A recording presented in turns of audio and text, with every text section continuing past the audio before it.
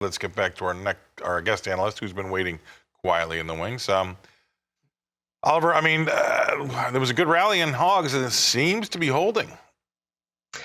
Yeah, the hog market has been the choppiest of the three when we're talking live cattle, feeder cattle, and lean hogs, and that I wouldn't be surprised to see that continue to be the case. A big move on Friday to the upside, erased a lot of the gain or the losses that we saw in the prior two sessions of that, so Wednesday and Thursday. But I don't really have a whole lot of conviction on this market. I know that there's still a gap from a couple months ago, well below the market, 79.15 to 79.47. So that's going to be something to keep an eye on going forward. The volatility's going to remain high right now. The funds still long about 40,000 contracts. So yeah, like I said, choppy trade. One of the markets that we're keeping a little bit more closely of an eye on and have a little bit more conviction on is the live cattle market. That's been holding up pretty darn well.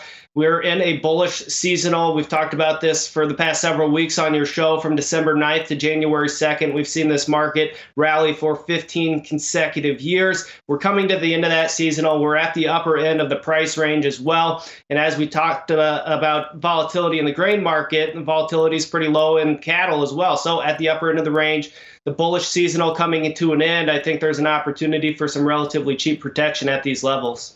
Yeah, I mean, it's going to be the year of demand, and you got to be careful about getting too far out over your skis. Remember, cotton had every reason to be higher, and everybody was going to be long it, but at 150 now it looks pretty cheap at 80. So you got to be careful about losing that demand. I appreciate you coming on. Great stuff as always. Oliver Sloup, Blue Line Futures in Chicago.